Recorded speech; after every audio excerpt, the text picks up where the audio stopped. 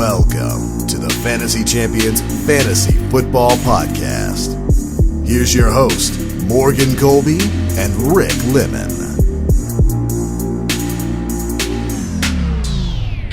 That would be 7.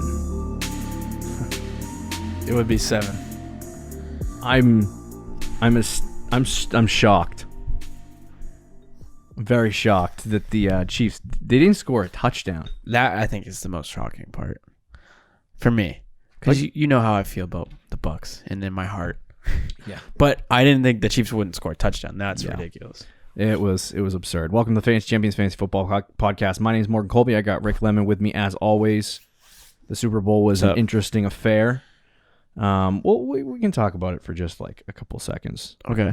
We're going to talk about free agents and tight ends, free agent tight ends and quarterbacks for the 2021 fantasy football season. Well, not fantasy football, just regular football, but how it impacts fantasy football for 2021. I would guess that there's not going to be a lot of movement for some of these guys, but for others, this is a long list of not knowing where anyone's going. So before we jump into this episode, check out our website, thefantasychampions.com. Follow us on Twitter and Instagram at the FF Champs on Twitter, at the Fantasy Champions on Instagram, and follow us like us. Is that what you do on Facebook? Like us at facebook.com/the Fantasy Champions. If you're listening on Apple Podcasts, Spotify, Stitcher, or watching on YouTube, you need to hit the subscribe button.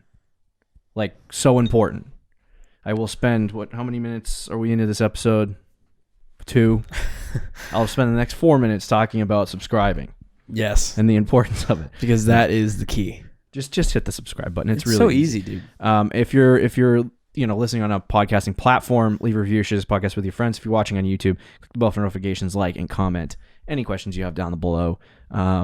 If you have any input on our free agent tight ends and quarterbacks, where you think they're going to go, comment them down below as well. So anyway, the Super Bowl, really interesting. I think everyone's going to talk about 7 because all of Twitter after the Super Bowl was the Brady haters.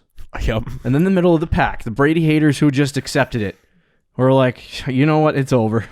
I can't argue this anymore. There was a lot of people that I did time. see be like, man, I can't do it anymore. Yeah. There was one guy that I commented, and he's like, I hate Tom Brady with everything that I have, but you have to respect greatness. He's the greatest of all time. And he's like, I never thought I would say that. And I'm like, good, you've admitted it. There's still a lot of people holding on, though. I know. It's not people. And there's nothing he could do. It's mainstream now.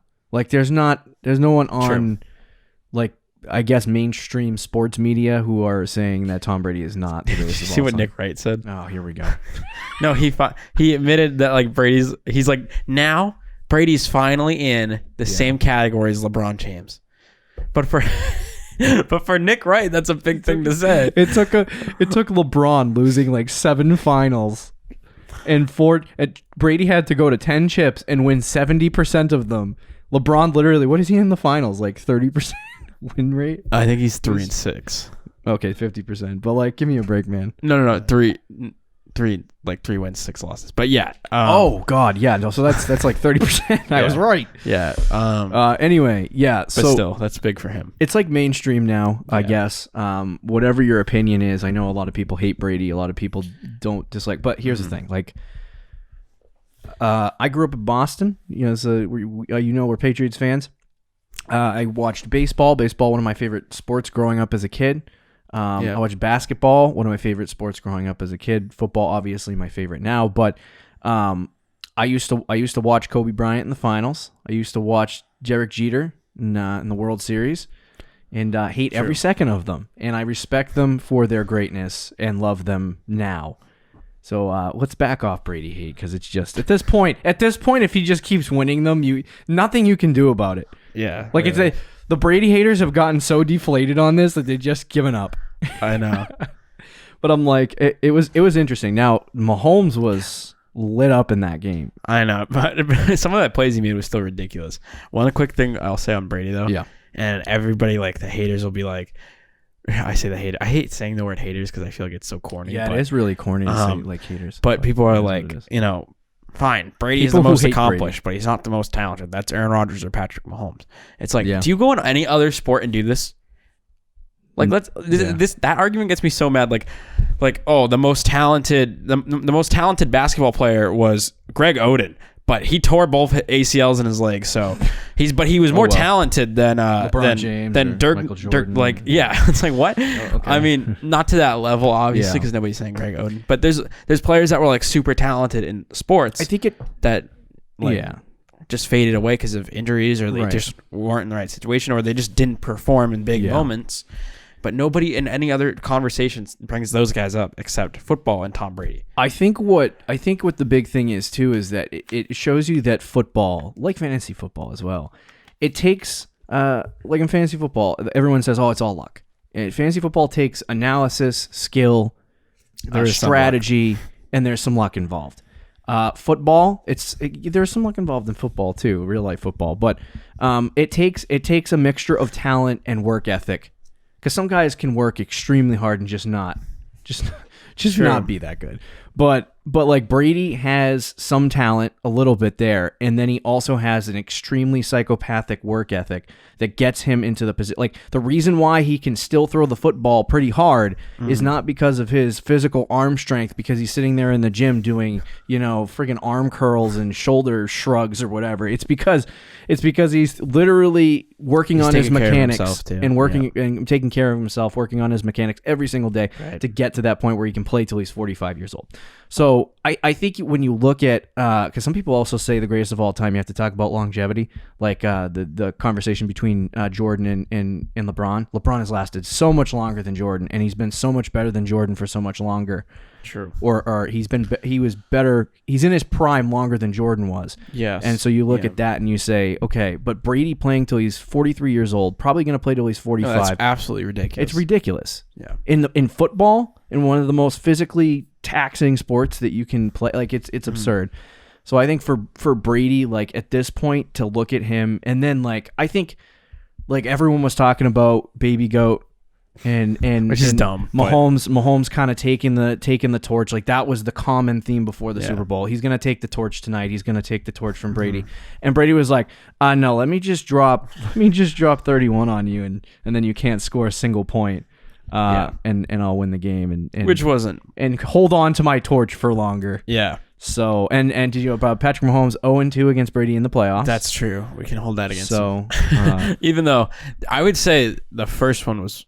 I mean, even then he played well in the first one. The one they when he was in New England, Championship game. I mean, this game was just like there was times where Mahomes would snap the ball and both his tackles would like not even get a hand on the defensive player, and he already has to start Mahomes would just like run backwards and then like just shake like three guys off and then throw it 50 yards, and then his receiver drops it. Like it was like there's literally nothing he could do. Really quick though, you saw in that game what it looks like for Patrick Mahomes to not have a left tackle, a right tackle, to have his whole offensive line shuffled around, Eric Fisher out. When this $41 million, I hate to use this argument, when this $41 million kicks in, Did it kick in already? It's kicking in. Okay. He got paid 25 this year, so it's kicking in next year. When it kicks in, and some of these contracts for the offensive linemen start expiring, and they need to start re-signing guys like Eric Fisher to their offensive line, and some of those defensive weapons that they have, like Tyrann Mathieu, Chris Jones, when those guys have to start re-signing, is this going to be a damaging situation for the Chiefs because they signed the $41 million? I think it will. The only way the Chiefs contract are going to be, I think, consistently a great roster. Or a good roster, not including Mahomes, is they have to draft well. I think they can, but I mean, they have done. They've drafted pretty well. But they have to continue to draft well. Yeah, and not every year they have to hit on the draft. Every year they can't afford to not hit on the draft. And I mean, obviously the Chiefs are going to be good for a very long time. They will, because as long as they have Andy Reid and Mahomes, they'll be fine. But to be like a Super Bowl winning team, I mean, what the Bucs did to them in that game, and it was what makes it even worse is that, did you know Todd Bowles is one of he calls the most. Every year, he calls the most blitz plays. Yeah. In this game, he called like maybe 2 blitz plays. And he sent the front 4 and his 3-4 defense because he saw the offensive line and was like, oh. He was like, let's just drop everyone into coverage. That's why it worked. The offensive line not protecting Mahomes is why it worked, and it was very impressive for the Buccaneers. I'm surprised. Hey, and I'm not just saying this because I'm a Clyde guy, but why did they use Darrell Williams so much in that game? Did you know? I was reading tweets too. We're both Clyde guys, but I was reading tweets after the game, and everyone's like, "This is why they don't use Clyde, and he wasn't very good." I was like, "What game are you guys watching?" He had like 67 yards on like They were saying the same thing 9 about carries. Ronald Jones. Ronald Jones didn't really even get many carries. I know. He did get stuffed on the goal line. Yeah, twice. Well, I mean, but whatever, man. Other than that, no, he was fine. He just didn't get a lot of opportunity. But Clyde looked good when he was out there. Yeah. He just was not out there. It's. I think if you're the Chiefs, you have to sit down, watch film, and realize, okay, we got to start using this kid. I don't know what he's doing off the field that would make them think that he's not worth using, but I don't know. He was much better than, and he was much better than Darrell Williams when he was out there, in my opinion. But there's so much to talk about and unpack on this. There's probably other podcasts that you're going to listen to. You came here for fantasy football. Yeah. So we're going to talk about free agent players. Welcome to the official start of the offseason for the 2021 season. It's going to be a long trek. We're going to try to win some chips this year. I flunked last year. I didn't win one single championship. I made 3 or 4, I think, but I only won 1. So hopefully I can change my tides. But we're going to talk about some quarterbacks first, then we'll jump into some tight ends. We have 8 quarterbacks here and I think 6 tight ends, so we're not going to talk about all of them because some of these guys are just completely garbage and not worth talking about. Yeah. And they probably... Quarterback should be fast because most of these guys are not going to start. Yeah. So if you're a dynasty person and you want some insight on maybe you're a super flex league and you have some quarterbacks you're not sure about, now is the time to listen up and figure out what you're going to do with them. So the first guy on the quarterback list, number 1 free agent right now, believe it or not, is Mr. Dak Prescott. Now, I'm going to make a very strong assumption and say that Dak is going to either re-sign a long-term contract with the Dallas Cowboys or he's going to get franchise tagged. Yes. So Dak is going to be a Dallas Cowboy next year.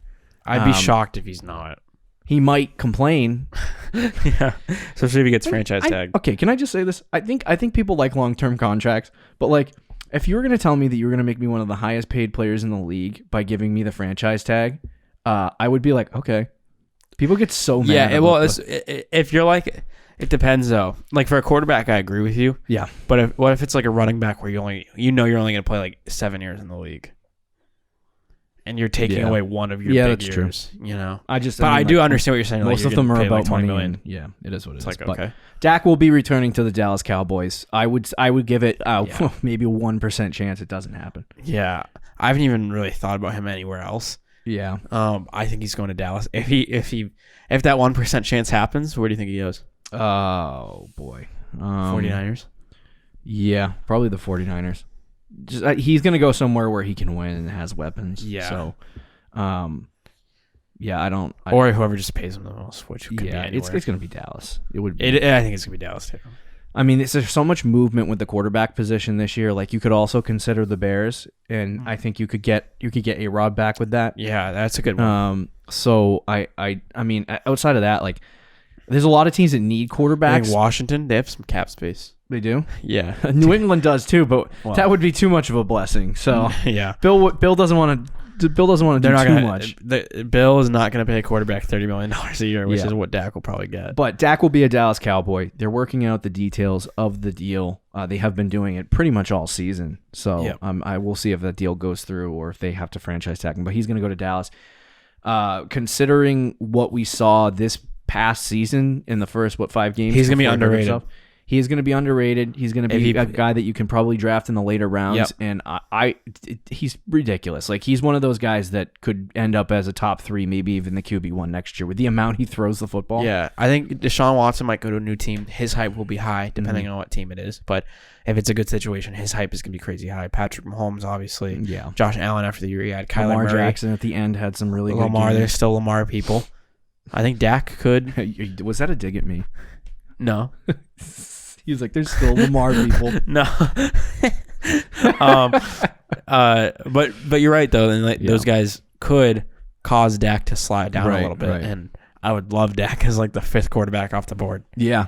I mean, the big concern, I think that if people made it this far in this video and you hear us and you're like, "Well, what about the injury?" Yes, that is the biggest concern that you have, and that's why his draft stock will fall. I'm not super concerned about it. I'm not either. I think the biggest. Quarterbacks in the NFL, the biggest trait is being able to I guess, what is the right word that I'm looking for? I don't know if I can help you make their footwork as best as possible. Like I'm looking for. Dude, whatever. You're just confusing me. I'm confusing myself. I'm trying to think. So of anyway, it's they work on their footwork a lot, and he had an ankle injury, so I don't know if that's going to affect how he throws the football. I know Tom Brady, after coming off his ACL injury, and a lot of quarterbacks who do get an injury in their knee, they have trouble leading off whatever foot that is. Yeah, which Jimmy Garoppolo has had a lot of trouble since his injury. Yeah. So that people have noticed. So I think for Dak that is a concern. But let's move on to the next couple guys. So we have Mitch Trubisky. Do you think Trubisky's starting anywhere? No. Do you think any? Well, I think Winston might. I think he re-signs with the Bears. Okay. And I think he sits behind whoever. There are rumors that say that that New England would be one of the teams that would be in on Trubisky. I've seen those. I've seen those. I think every quarterback is going to be rumored to the Pats, though. So you have to take that with a grain of salt. Yeah. But Mitch Trubisky, I think personally he goes back to the Bears, but I think anybody that needs a quarterback right now could go out and get him. But he's going to be a guy that's going to start. I guess he'll be a player where you sign like Mitch Trubisky and like Fitzpatrick, and then have them fight against each other. It's so boring. It would be very boring. I'd feel bad for whoever. I could see that happening. That team is. Where do you think he goes? I actually don't think he's staying in Chicago. I think he's going to get a fresh start somewhere, but I don't think he's going to start. He might, like you said, I think he might go fresh start, just a fresh beginning. Yeah, yeah, fair. I think what you said is probably what'll happen. He'll go to a team where he is told he can at least compete for the starting job. Probably won't win it, but like let's say he goes to like a team like the Lions. And they're like, oh, you can compete with Jared Goff. Yeah. Doesn't mean he's going to win, but right. Like a team like that, where they don't have a great quarterback situation, but not a great, maybe even like the Broncos. Like you can come in here, compete with Drew Lock. Yeah. If you win the job, you win the job. But chances are you're probably going to just be a backup. Yeah. There's a lot of teams that need quarterbacks at this point. There are. But I don't. See, I just don't think Trubisky. I have a question. Okay. Well, you know what? I'm not going to ask it. I was going to say, what about the Saints? Yeah, I mean, they maybe. But they like Taysom and Jameis, so. Yeah, they like both those guys. That could be an option, though. Washington football team. Yeah, Washington wouldn't be bad. I wouldn't like that. I love this website has a quarterback for the Patriots as a secondary need. I would disagree greatly. I don't know who he would go with, because obviously the Jets and the Jaguars would have a quarterback locked through the draft. Mm-hmm. Atlanta, people are rumoring want a quarterback, but it's not. I would rather go with Matt Ryan. Well, if they're gonna get a quarterback, it's gonna be through the draft. They only need a quarterback because Matt Ryan's old. Right. So, I don't know where Mitch goes. He'll probably end up being a backup or in a position where he can. That's why I think New England might be a place for him. Yeah. Even like a team like, I know Giants fans might not want to hear this, but the Giants, I think Daniel Jones is still their guy, but they can say, well, if you can compete and steal a job from him, go ahead. Go ahead, yeah. He won't, but so just like a team like that. I think next year, fantasy value-wise, it's going to be non-existent, and unless he gets a starting job, then there's some streamable situations maybe for him. But outside of that, I think Trubisky's dead. Jameis Winston is an intriguing player. Jameis the famous. 2 years ago, when we first started the show, he was a breakout player. He ended up top six this season. He was, where he threw 30 interceptions. He was actually pretty good. He's not a great decision maker. Throws a lot of interceptions. That's being kind. Hopefully, yes. Hopefully that's worked out sitting behind Drew Brees. And that's the hope. The LASIK eye surgery helped him at least some. We'll see. But I told Rick that a lot of people were like, oh, Taysom Hill's the guy. Taysom Hill's the guy. Taysom Hill is the guy. For Rick's sake, he wants Taysom Hill to be the guy. For my sake, Jameis, the famous. It's because fun. I hope that, but I don't think it should. We are in a dynasty league where we own I think Winston each player. Should be the starter, but just for like the hope of me. Yeah.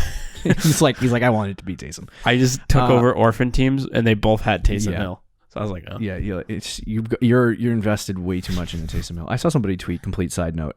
He's like, I invested way too much waiver budget to have Travis Fulgham waste a roster spot on my dynasty team. He's like, I thought he was going to be a great wide receiver. 3 weeks later, he's like, crap. Not used at all.